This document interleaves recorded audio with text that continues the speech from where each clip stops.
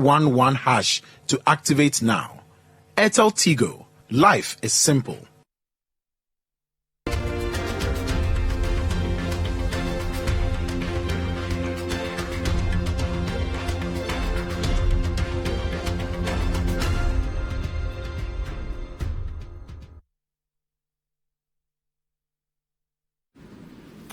Welcome to The Point of View. It's your favorite current affairs show on television. Here on The Point of View, we bring you the right guests. We ask them relevant questions on issues that matter to you. And the big issue for this week, a timetable has been released. Schools are reopening for final years for university, SHS, and also JHS. Tonight, we'll be speaking to the man who's going to implement this policy for junior and senior high schools. He is the DG of the GES. We want to make it exciting. I want you to send in your questions because we don't want to hog the airwaves. So if you're a parent, if you're a teacher, if you're a student, you're not clear about some of the schedules, some of the arrangements and the protocols, our guest will try his best to address those questions.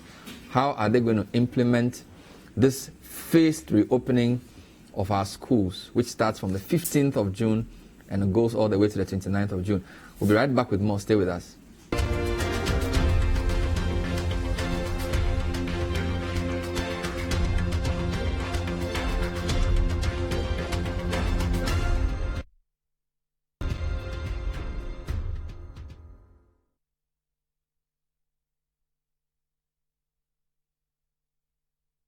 Welcome back. So tonight on The Point of View, we'll be speaking to the DG of the Ghana Education Service, Professor Kwesi Opoku-Amankwah. Prof, great to have you.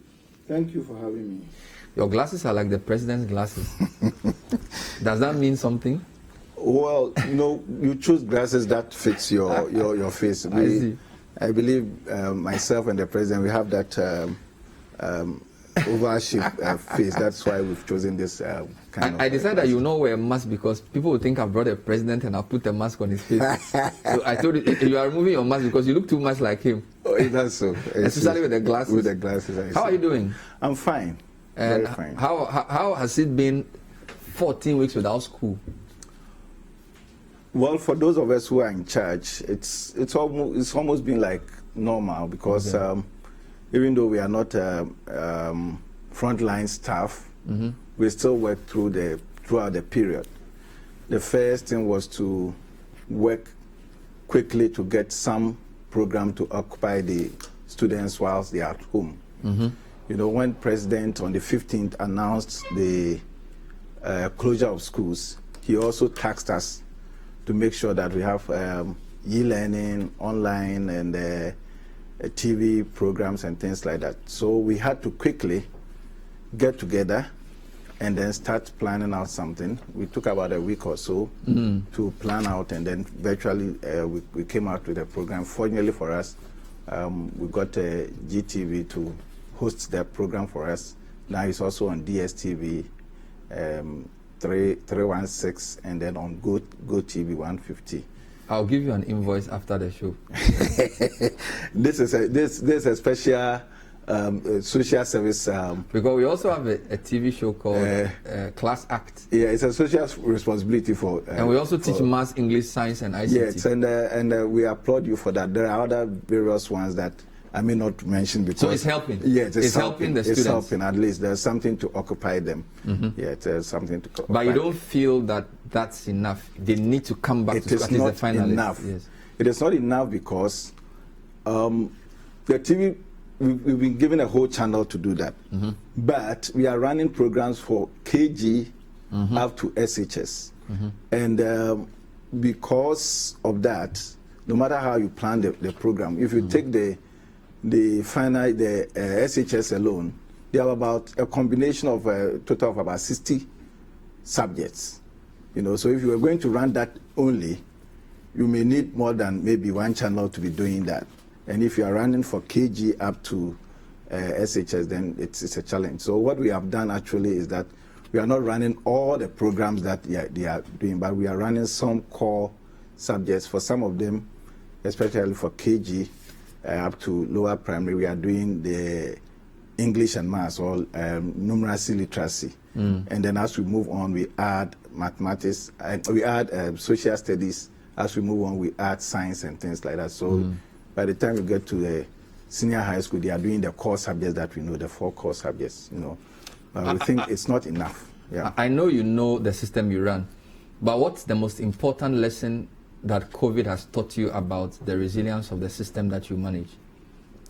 I think the most important lesson is for us to also look at the other side of the other ways of learning, where we seem to have over-concentrated on the face-to-face, which is very key, but there are various ways of doing that. We could also do a blend, you know.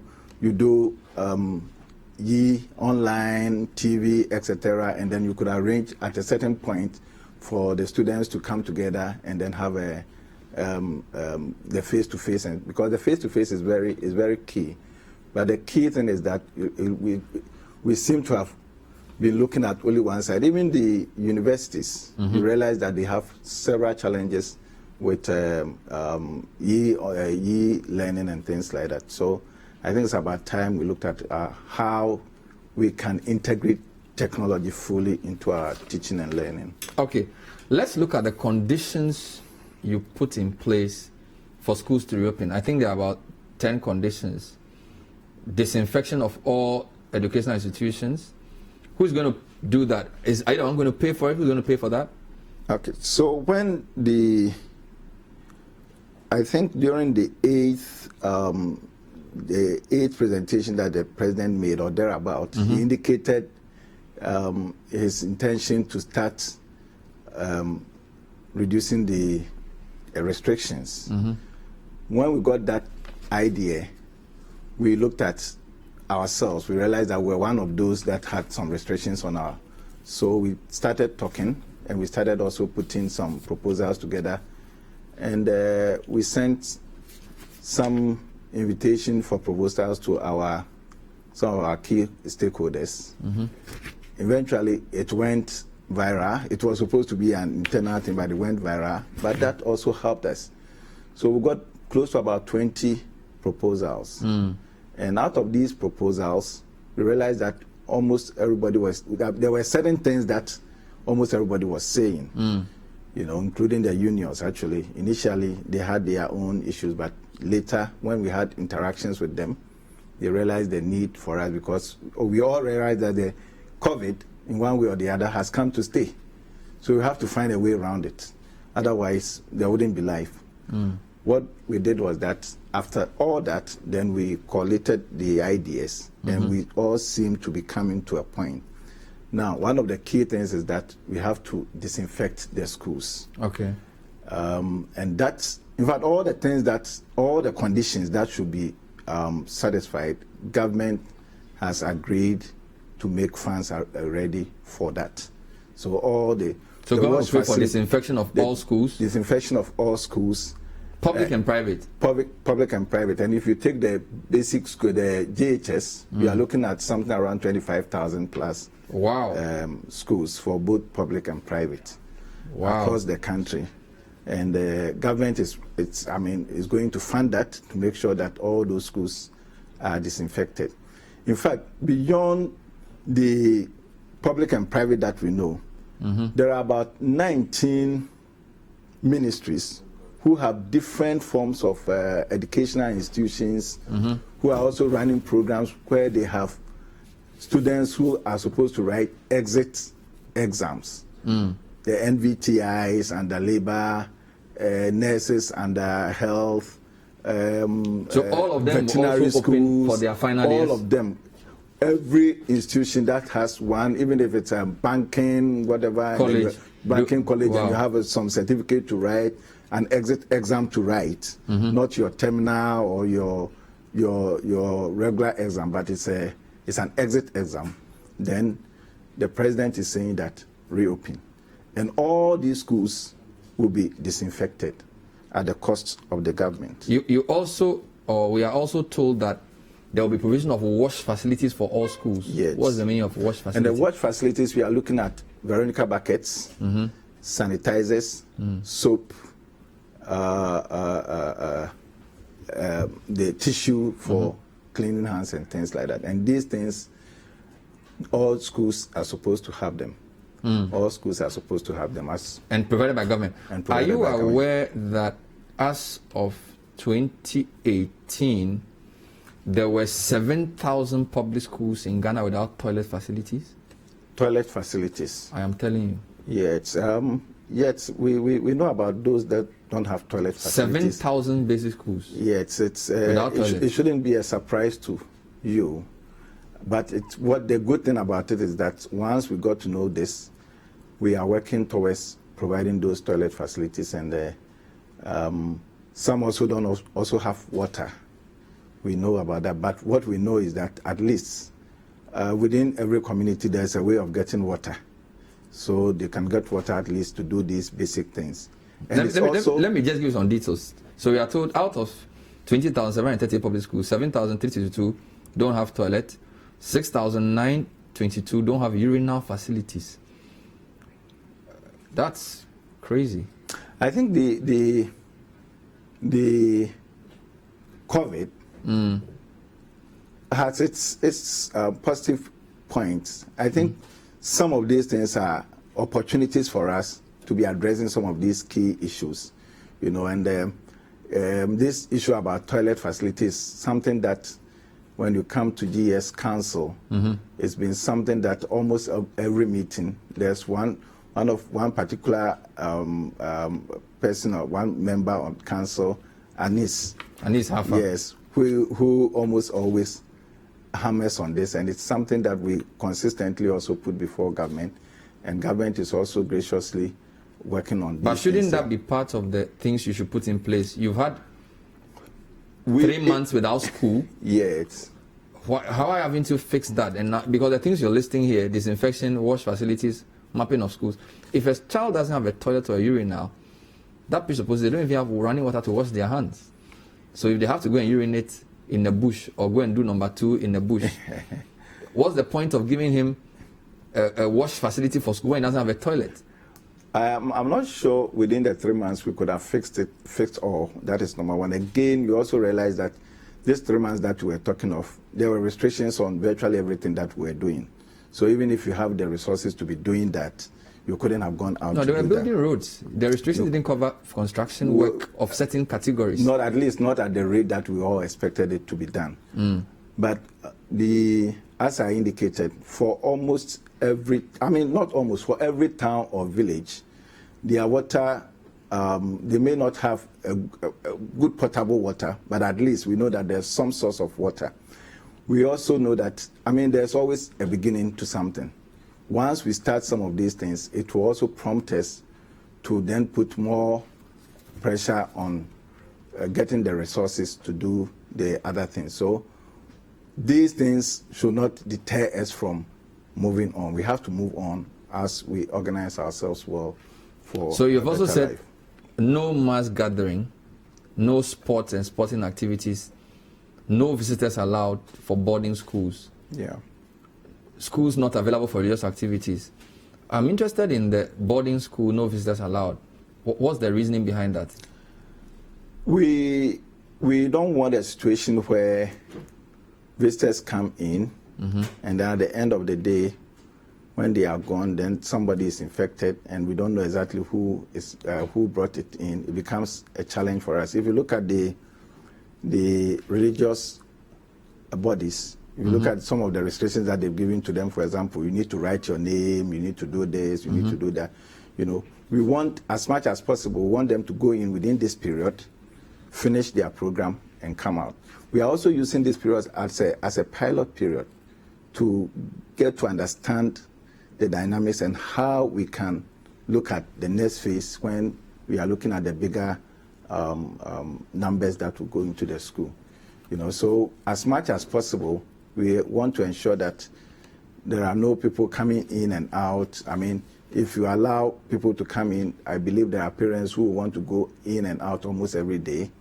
At the end of the day, when something happens, it will also come back to us. So we want to restrict that, and then we want to ensure that they have a serene environment to do their teaching and learning so that they can write the exams and then leave. A group of PTA people said, if you're not going to allow parents to come in, allow the kids to have at least He calls them cassava phones, so that they can know. Because if you're having your kid away from home for 6-7 weeks in the COVID era and you can't reach them and you can't visit them, that's a bit disconcerting. Should the GES make some concessions for phones to be allowed? Yes, it's one of the things that we are talking to the various stakeholders to do the detailed implementation strategy. We have a series of meetings that we're going to have with CHAS, APTI, CODE, COPS, etc. CHAS, I believe all of us know CHAS, but APTI is an association of principals of technical institutes. We have technical institutes, and they have their purely technical, and they have their principals. Their heads are known as principals. Then we have CODE. That is our Conference of Directors of Education, and those are our district directors, and we have 260 district directors. You know, so we're engaging them, and then we have COPS, and the COPS is a Conference of Heads of Basic Schools. Okay. So we are also engaging them. We are engaging the unions, the teacher unions, and then TEU, so that we work out the details of how we're going to reopen and things like that. We also know that in the course of the pandemic, the telcos also gave us some zero ratings and things like that. So that opportunity is also open for us to have conversations with them through Ministry of Communication, so that we can at least maybe have some phones or things like that, some toll-free lines where students can call, parents can also call. So they don't need to have personal mobile phones, but you can make it easy for. Not necessarily. So these are arrangements that we can easily make to make sure that they still get in touch with parents. Before we get into the JHS and SHS, let me read a story to you. Not testing students and staff before reopening schools is dangerous and reckless. Okudzeto Ablakwa, a former Deputy Minister of Education of Okudzeto Ablakwa, says government's decision to reopen schools without testing students, teachers, and non-teaching staff for coronavirus is dangerous and reckless. He urged the teacher unions to resist such a move. He says, quote, "It's totally dangerous, reckless, and an utter dereliction not to make provision for teachers, non-teaching staff, and students to be tested before placing all of them in a school environment for academic work. This must be fiercely resisted by the teacher unions, PTAs, and SRCs." Mr. Ablakwa noted a write-up on Wednesday, June the 3rd. What's your comment? Well, what we did as part of our consultations, especially with the unions, was that we gave them the opportunity to interact with the national COVID team. About 2-3 hours, they had an interaction with them, and they asked all the questions. And I think one of the questions that came up, key question that came up, was the issue of testing. And they explained, and I think over the period, Ministry of Information has also, through the COVID team, has explained that the testing is not a foolproof. You can test today and be negative. You can test tomorrow and you'll be positive. So if we want to use the testing as a measure, then what it simply means is that we should be testing almost every day. But for them, what we need to do is that we need to understand the dynamics of the virus, and then they will give us the guidelines. We are working with them. In fact, there's a national team formed by the president, headed by the senior minister. I am part of it. The Director General of Ghana Health Service is also part of it, and a couple of other people in there. And we are working with them so that they give us the guidelines and then the things to look out for. And one of the things that we've all agreed is to agree on areas within the schools that we will set up as possible areas that we'll use for isolation and things like that. They are also, we have previously worked with them to align our secondary schools to health centers within the districts, and we're going to still do that and make sure that all the basic schools, the JHS and the SHS, are aligned to some health centers. And the national team aside, we're going to have regional teams, we're going to have district teams who will work on these things. So if somebody shows symptoms, you send them to the hospital for... The health people will give us the basic things that we need to do. If somebody shows symptoms, this is what you should do. The next stage is this, the next stage is this. So, but I don't see temperature guns in the conditions for reopening schools. For churches, they are supposed to have some thermometer things. Why temperature guns are things that we are also going to provide. It's not in the list here. Unfortunately, it's not here, but it's part of the things that we are providing for the schools. At least every school will have one, at least. So they can then, if the temperature is higher, then they can do. And you are giving them face masks. We are giving them face masks. We are giving them. We've proposed 3 reusable face masks per student. Per student, per staff, teachers, and then the other staff will be working. Yeah. Wow. We'll take a break shortly and come back and now go into reopening of SHS and JHS. Now, I'm told that the SHS is both gold track and final year students. So we'll come to that. This is the point of view, which is brought to you by Airtel Tigo. My guest is the Director General of Ghana Education Service, Professor Kwesi Opoku-Amankwah. Now, parents, teachers, students, are you clear on what's going to happen before school reopens? Send us your comments on the WhatsApp number on the screen. We'll be back with more with our prof. Stay with us.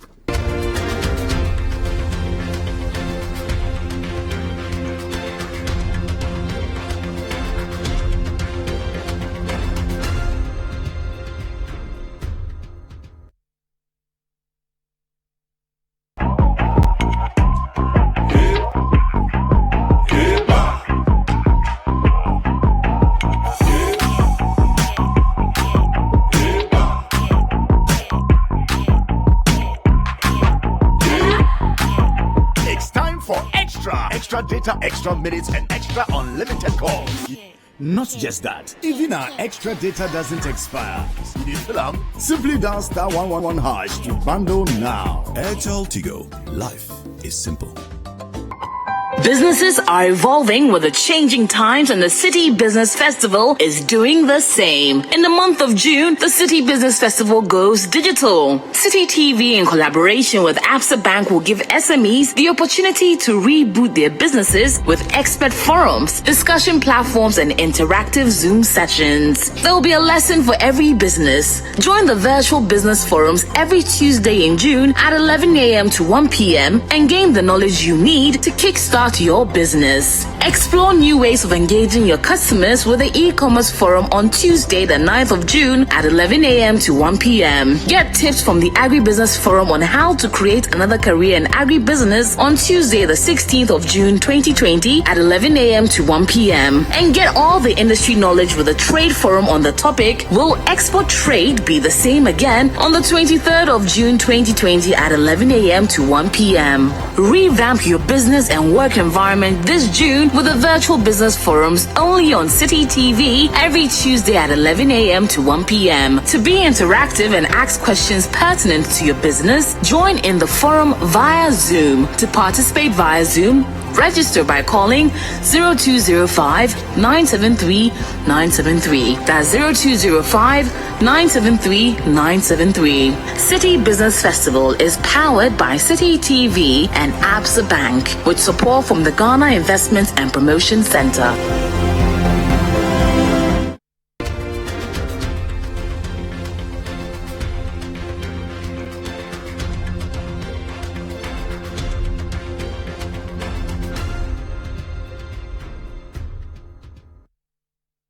Welcome back to The Point of View. Tonight we're trying to understand the roadmap for reopening of schools. Tertiary institutions reopen for final years June 15. Secondary schools reopen for final years and go track June 22. JHS is reopening for final years June 29. My guest, DG of Ghana Education Service, Professor Kwesi Opoku-Amankwah. So let's look at SHS. You are the conditions are there. You are doing both Form 3s and SHS Go Track. Why are you doing that? I thought this was purely for exam purposes. Why are you bringing Go Track into this? Yes, we're doing Form 3s who are going to write their exit exam. And then we also have included SHS to Gold Track. Gold Track because Gold Track, you know, they couldn't finish their first semester. They had about some 6 weeks or more to finish their first semester. They went to school just around, I think, 5th March or thereabout, and then within a week or two, they had to come back. So we felt the need for them to go and finish up their first semester. Once they are done with the first semester, then it gives us the opportunity to start working out, depending of course on how the COVID behaves, you know, working out for the next semester for all of them, and then how we will play it So out. the double track system has further complicated the issue for you. I think this has even given us the opportunity to get them to catch up, you know, because the headache then was that when schools closed, the headache was that what was going to happen to Gold when they come back. Now we have the opportunity for them to go back and then finish up. Good. Now you say also that 6 weeks of academic work and then 5 weeks for WASSCE. Yeah. But for the Gold Track, it's 6 weeks of academic work and then they go home. No And WASSCE. then They'll take an exam. Yeah, they will Good. take, yeah. Now you say all classes are to be split, no more than 30 students in a class. In a class, yeah. This is what the health people suggested. Yes. So we, you know, for our classes in the secondary schools, it's about 50, 55, sometimes it goes up to 60. So we're looking at half of that class. Now that we don't have all the streams in there, what it means is that we have enough space. At least it shouldn't go beyond 30. But what we're saying is that once we sit down with the CHAS and the APTI and all those things, we'll work out the details and then play out the dynamics. In some classes, maybe less than the 30 that we So you are not stringently enforcing the 30? No. At least we want to make sure that they have the minimum spacing that we are supposed to do, the 1 meter apart spacing and things like that. So 1 meter apart? Yes. Will that be in the dorm or in the classroom? In the classroom as well as in the now for the dorm, they have all the dormitories to their disposal. So 1 bed here, 1 bed, I mean, we can do, you do up, somebody does down and things like that. So these details are details that the schools, based school by school, they will work out those details. When we meet them, we have the discussions. Then school by school, work out the discussion. Let me read a comment for you. Hello, Bernard. Hope you are doing well. My brother teaches in an SHS, and this came in whilst you were talking. He tells me their final year students are in excess of 400. Okay. And adding second year Gold Track takes their figure to 700. Okay. That means they are 300. Okay. They simply don't have enough classrooms to put 30 in a class. Also, they have 1 teacher for some subjects. Okay. It will be good to know what numbers are actually going back to school vis-a-vis the outline protocols. Okay. So you have 2 problems there. Okay. Space to enforce the 30 per class. Yeah. Teachers to teach those 30 per classes, unless he's teaching 2 classes at the same time. All right. Now, as far as teachers are concerned, we think we have enough teachers to be doing that. Because if the school is a double track school, we obviously have teachers on Gold, we have teachers on Green, and then we have teachers for Form 1, we have teachers for Form 2, who will not be part of this, who, in a sense, are not part of this, but they are still part of the school, and they can always help to make sure that teaching and learning goes on. What we have requested from the CHAS when they come into the meeting, I think we are meeting on Monday, when they come into our meeting on Monday, is to come with the number of students that they have, the number of classrooms that they have, the number of dormitories that you have. You are bringing all those details, and then we'll work out those details and then see the permutations. Now, once we see the permutations and there are challenges about the numbers, we will then, it's a thinking thing, so we'll think about it. I want to be a bit fair, but you've had 14 weeks at home. You've announced measures that you've publicized at the press conference. Yeah. Why are you now? And you've told me that you've met CHAS, APTI, COPS, CODE, and all these people. No, we asked them to bring us proposals. Yeah, but today is June 3rd. Yes. you've already announced what you are doing, and you are telling me that now you are going to ask them to give you. So what were you doing within that whole time? Bernard, you see, we are in a very interesting world and interesting situation. When somewhere around 5th May or thereabout, when we asked for proposals, we got almost the same questions that we are asking. Why are you in a hurry to want to know what will happen and reopen schools? Why don't you wait? You know. Who asked you that question? Oh, several people. So they didn't give you the information? The point is that planning is something that is dynamic and ongoing at all times. Even when you get them into the schools, you still look at what is going on and you keep planning and keep revising things. So as far as we are concerned, we are not late for but Prof, those you things. have all these figures. If I want to, you don't even need, you are the one who supervises the implementation of government policy. You know the number of schools we have, the number of teachers we have, the number of students we have. Yeah, so you don't need a school to come back to you and say, we can't do 30, we can't do. You should know that. And that should feed into the policy that you've put out. Yeah, so that's what I told you, that on the average, we have about 50 to 60 in a class, and then we're expecting that while the others are not there, this is what is going to happen. Now, for the final years, I don't know about this school that this person is talking about, but for the final years, they are not doing double track. They are doing single. For the final years, they are single track. And as of the time that the schools were closing down, they had enough classroom spaces for themselves. I didn't know of any school as of the time that schools were closing down which said that they didn't have enough classrooms for their final years. At least we knew that we didn't have enough classrooms for second years, first years. That is why we're running the double track for them. Now, the group that is coming, the second group that is coming, it is only for one cohort, not all gold, not all gold and green. It is just one cohort. So as I'm saying, this specific school, I don't know. But once we sit down with them, and again, in their proposal, it's not a proposal that I believe just one of them decided to put out. It's a proposal that they have thought through. It's a proposal that they have worked it out.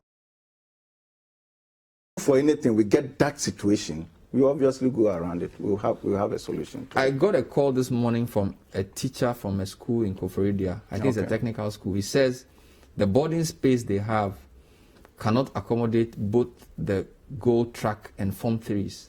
There isn't enough space for all of them to be in boarding. Well, I'm surprised at that because on the average, we do 60-40 on the average. In fact, on paper, we even have 70-30 for all our schools. 70 being for? 70 for boarding. For schools that have boarding facilities, 70% of the students are in boarding. Really? 30%, yes. For your average boarding school? For until we started the free SHS and the double track, our girls, most of our girls' schools, for example, were not doing day. They were all doing boarding. Most of our boys' schools were doing maybe 10% day. Then the mixed schools were doing about 20% thereabout. We revised them. Now the girls' schools do about 10%. At least you have to do about 10% day to make sure that people who live around can also come in, not necessarily having to be on campus. Then we have the mixed schools doing 30%, and then we have the boys' schools doing 20% day. The only places where we have more day is in Greater Accra, where we're doing about 70% of day, because there are seem to be more day schools, proper day schools in the vicinity. So I'll be very surprised at a school where they don't have enough boarding facility. When it comes up, if we get to know. But the question is, would you do it either fully day or fully boarding with this reopening that you're doing, or you still have both? Because I think that you said parents shouldn't come. Yeah, the proposal. So if there's a school that has day students and boarders, and they are saying their body space is not enough, would you say they should all do day? The proposal is that for boarding schools, all the students should go, the day students should go and join them. Okay. Yeah. For the purely day schools, and we have about purely day schools, we have about 184 of them. What we're doing is that they will still remain day, but we'll make sure that they step up the protocols that they are supposed to observe on a daily basis. Yeah. Let me try and understand something. SHS, you're also saying all day students in boarding will be in boarding schools will be in boarding, as you just said. Yes. Yeah. And you're saying the ratio won't put too much pressure on the boarding facilities. Then you said day schools will have enhanced daily health protocols. Yeah. What does that mean? Yeah. So for those in the schools, they will do their hand washing and things like that. They may not necessarily have to do the temperatures every day, but those who will be coming from home every day, we will have to do the temperature and things like that. Everything they have to go through. But you haven't tested the guys who are boarders. So even if you are testing the guys who are coming as day students, the guys who are boarders may be spreading spreading the love because they are asymptomatic. The temperature gun is not testing. No. Yeah, but I know. But you're saying, so it is in a sense, if somebody has COVID-19 in the boarding school and they are asymptomatic, they could spread it to the whole dorm, and you have no way of finding out because you can't do tests until you are essentially doing symptomatic testing. Yeah. The person should have shown some evidence before you test. Yeah. That's the first risk. Now you are saying at least for day students you take their temperature. Boarders are not even taking their temperature. No, so I'm not saying we don't take their temperature. But what I'm saying is that for day students, they will go through all such processes. You know, those on campus, they will take the temperature, but it is not. They may not necessarily have to take it on a daily basis. But those health-related details are details that we are working out with the health people, and they will show exactly the things that they need to do to make sure that everybody is safe on campus. You are getting a lot of questions, and I think I need to read some for you before we proceed. So, Bernard, good evening. Suhum Presec doesn't have toilet facilities. They only have what we used to call sheeting. 3 for the whole school. No decent washroom, and water doesn't flow. This is a texter. Suhum Presec. Yeah. Suhum Ahea. Yeah. No toilet facilities. They don't have more than they have.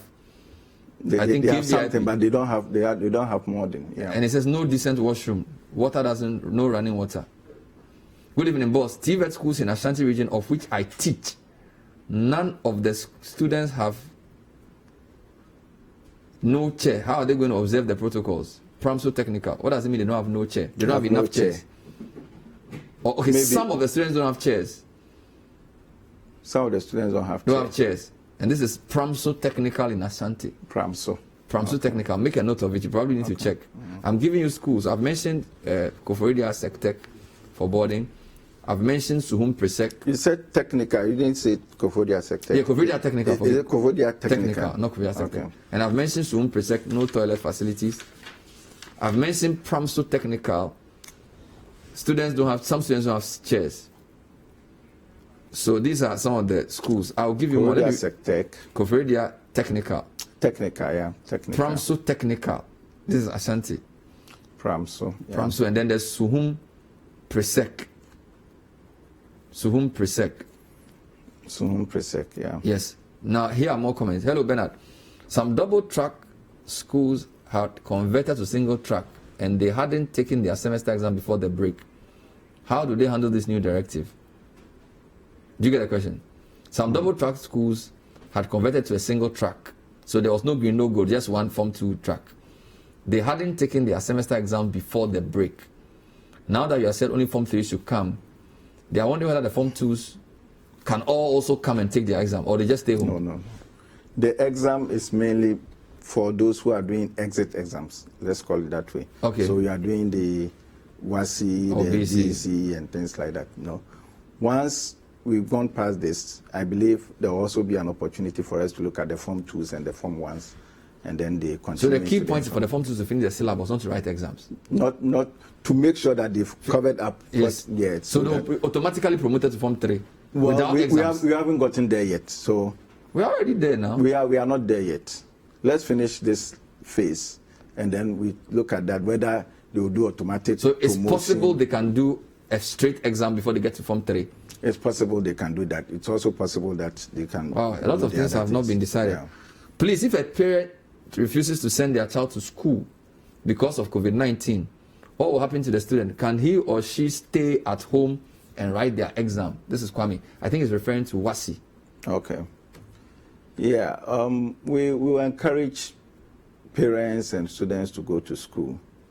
But if you have a strong feeling for not taking your child to school, but so you believe that the person can write it, and again, I believe the exam period is a whole 5 weeks or so. If you fear that the person will be in school for 6 weeks, by the 5 weeks you don't fear. Maybe you observe social distancing in the exam hall, but if he's sleeping in the school, it's not the same risk. If he comes from home and goes to write in an assembly hall, Yeah. you've spaced the chairs out, he doesn't interact. But if he's in a boarding school, he's going to have to interact with people. So can a parent decide that can a school register me if I don't go to school? They've already been registered. Okay. All of them have been registered. So if he doesn't turn up for the they had final about term, 2 or so weeks or 3 weeks to start the exam. can parents opt to stay home? Well, we encourage them to take their children in there. But the challenge is that, for example,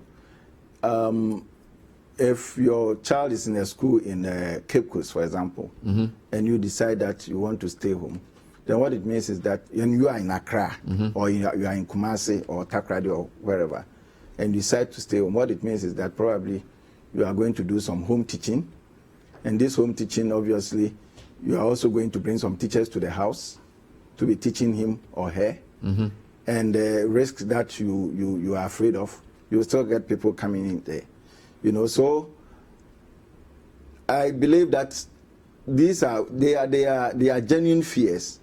But once we get the health protocols and the social protocols and things into place, I think what people need actually is some sort of assurance.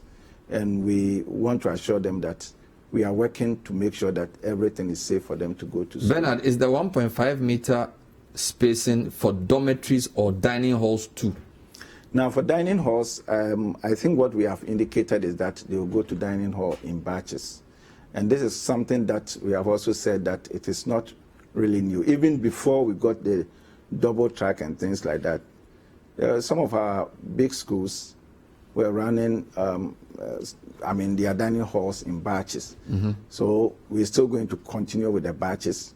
Maybe this time around the numbers may be smaller as against the previous times. And so, but you've already reduced the school. This is difficult. You see, you've already said that your school day will be shorter for, but that's for JSS, that's 9 a.m. JHS, to, so it doesn't apply to JSS. Yeah. Let me read more comments for you. And so what this also means is that the school day, the teaching time may also be shorter for those who will be going to boarding, because whilst you are there, if, for example, it takes 1 hour to do dining, now it may take maybe 2 hours to do dining because you go in batches. So teachers have less work. So what it means is that they won't have less work per se, but what it means is that it will also affect the time for the teaching and learning. Again, they had just about, as I said, just about a week or two to start their practicals and then start the main exam.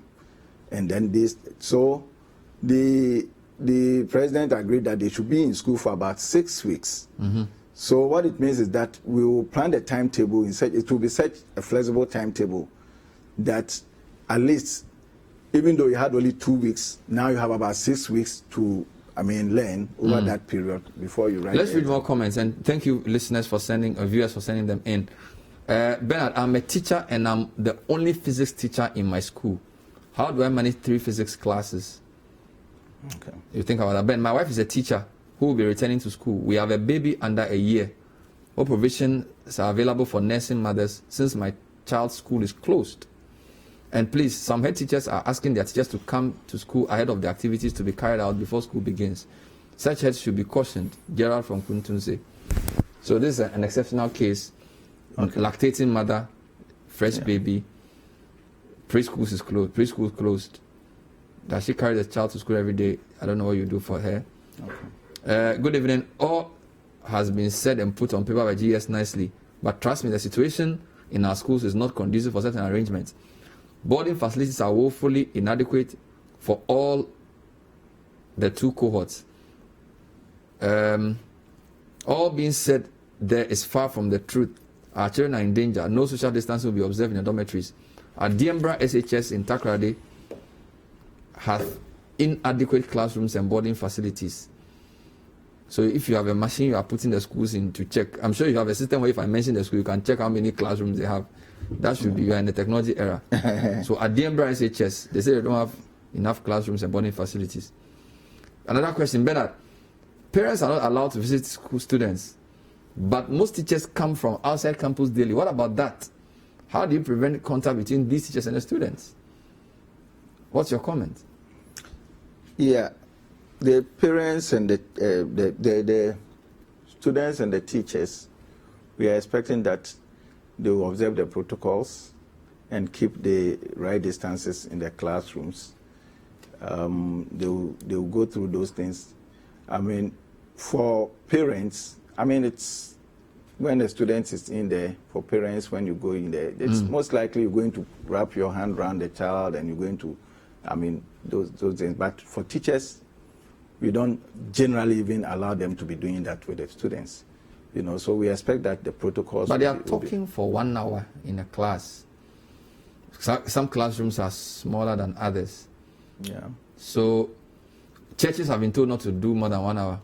Yes. And we have back-to-back lectures. Yes. So I'm not saying our lessons usually are 30, 45 minutes. And what we're also going to do is that, as I indicated, the health people are, for example, they have indicated to us that it is not, I mean, the children shouldn't be wearing the masks for a longer period. So what we are going to do is that the timetable will be said that they will have times where they can remove them, but have the spaces and things like that, stretch out and things like that, you know. Okay. We appreciate the issues, but what we want us to be doing is that these are some of these issues that we are talking of are issues that have lived with us for all this while, that we're trying to find solutions to. You know, so within this period, we want to just be positive. Okay. And then think outside the box and see some of these things. In fact, the unions, were initially when they had this challenge, after our interactions with them, they came up with a 19-point proposal, which in their interaction with the president, they also threw it to him. And this 19-point, in fact, fitted into most of the things that have come.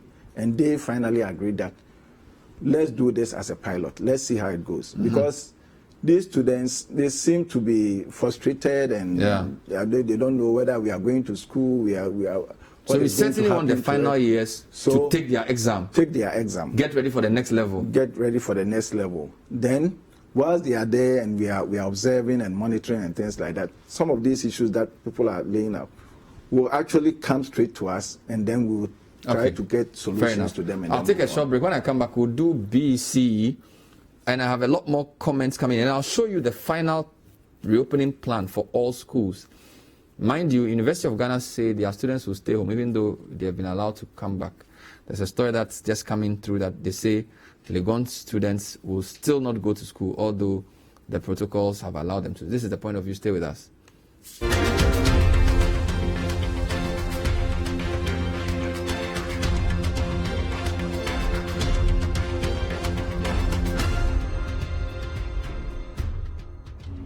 COVID-19 has changed the world. But despite the challenges we face, the spirit of Africanacity is still alive. It's in the tenacity of the men and women who are still keeping us safe and keeping us going. It's in the creativity you use to find new ways to work, teach, do it all, and stay together, even if you're apart. And it's in the ingenuity of all those who are making a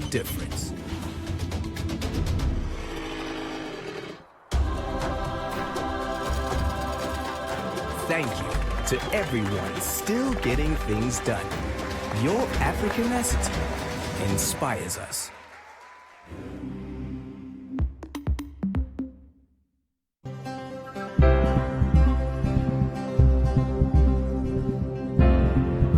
And people are opening doors for me, or driving for me, or giving me a huge respect. Not for me, for Shani Cooper. Not to Shani Cooper is the respect. The respect is for the state of Israel. One day I was in Quebec, vacations with my cousin, and someone calls me from Brazil saying, "Do you want to be ambassador in Ghana?" I said, "Yes, I do."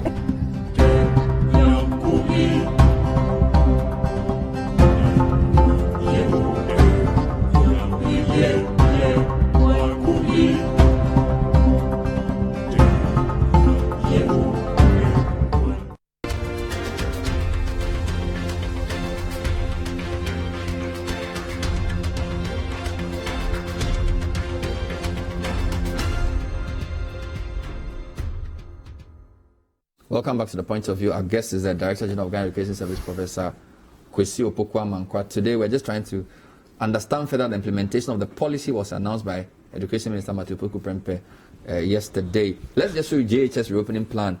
Monday, June 29, 2020 reopening. Final year students only. 11 weeks of academic work with 1 week for BC.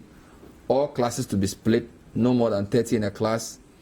Starts from 9 a.m. to 1 p.m. each day. That's the reduced school day. And no breaks outside the classroom. Can you explain those 2 points? No breaks outside the classroom. So they'll do break time inside the classroom. Yeah, we want them to be stretching. Oi. Take off their mask.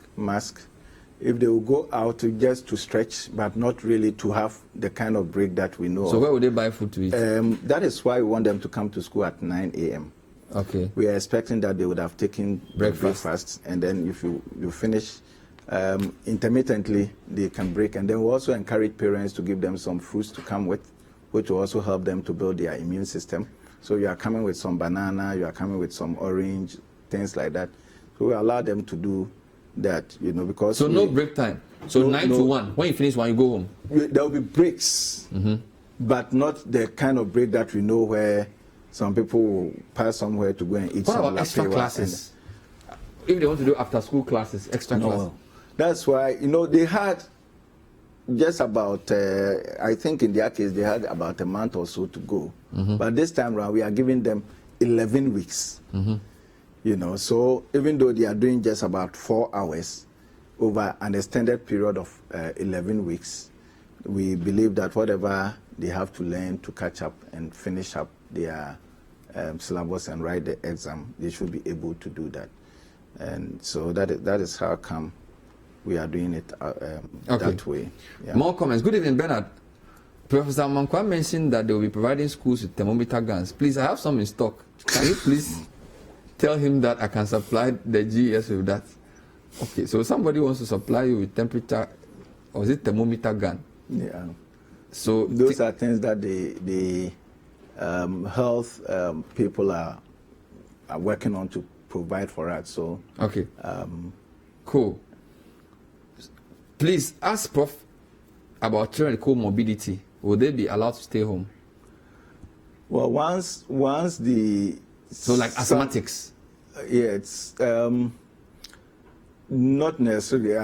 The details of those things are things that, as I indicate, the health people will give to us, and how we deal with such situations. So once we have those things, we know how to deal with them. And then, again, I think they are working to give us some basic things that we'll ask them to before provide, they come. Before they come. So some people may be exempted based on their condition. Know those situations and how to deal with them in terms of health. There's a very important question here which I don't know. Bernard, in vocational schools, they write exams every December. Form 2 write foundation exams. Form 3 write certificate 1. Form 4 write certificate 2. So what does it mean? Does it mean they will all go to school or only Form 4? In vocational schools. So apparently they are all writing exams that are certificated. Yeah. So they are not just studying to be promoted. Okay. So in a sense, they are all final years. Yeah. So once you are writing a certificated exam, that is the condition that the president gave, and the vocational schools are under NVTI. So we are compiling the list of all those schools, and then we are also working on those schools. They are also part of the package to prepare them to do their exam. So once you are writing an exam that leads to some certification, you are part of that arrangement.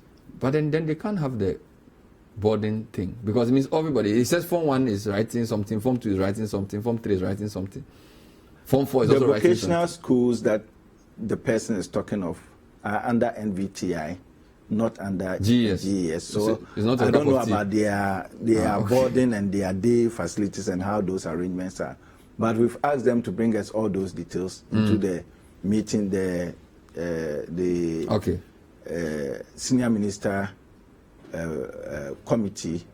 And once we get those things, we also, if we need further explanation, we'll get back to them and then see that we work things out for them. Hello, Bernard. My school is Amanakpo State DA Basic. Amanakpo State DA Basic School, Ningo Pram Pram. We don't have toilet facilities. We don't have water. How are we going to observe all these hygiene protocols? My name is Kofi, a teacher. Kofi spelled Quofi. Amanakpo JHS. Yes, Amanakpo State DA Basic, Ningo Pram Pram. No toilet facility, no water. Hey. In 2020 Ghana, this is really serious. There's no water. No toilet. No toilet, no water on that campus. Yes. But I believe the community has water. I believe. So they should leave the school to the community? I believe the community has water. So they can always fetch water and bring to do what they suppose. I mean, for cleanliness and things like that. I think there's something that should be an issue to all of us and then work on it. Could we not have, in the interim, provided toilet for some of these schools? Or there's no money? For all the schools that you're talking about, 7,000, yeah. 7,000 schools, we should have provided toilet facilities for all of them within this period. We have had 14 weeks. It would have been nice to do that. It would have been nice to do that, but I'm not sure these things are things that have only come up because of the COVID. These are things that have lived with us, and these are things that we've been working on. You know, we may not be working on them as fast as we all expect, but we don't want them to also weigh us down. You know, we still want to work within the Okay.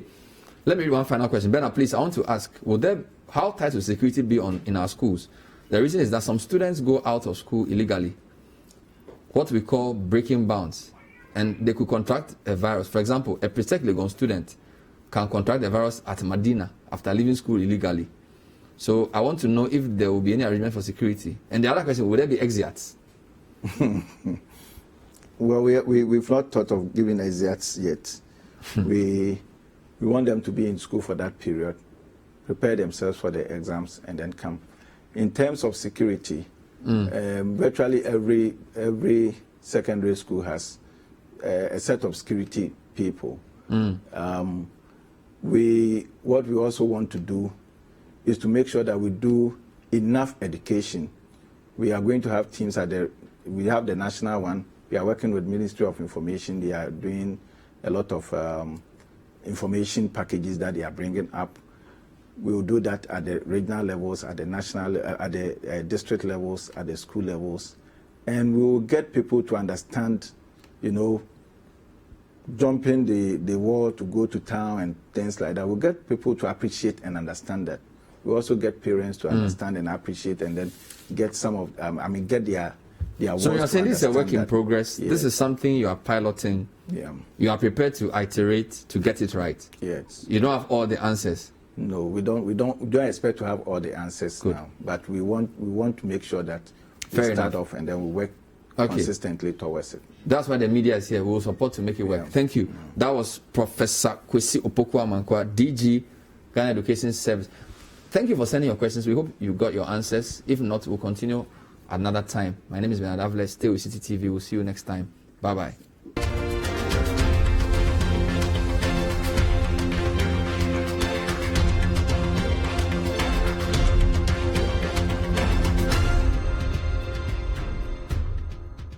Point of View is powered by Airtel Tigo Extra. Even our bonus data doesn't expire.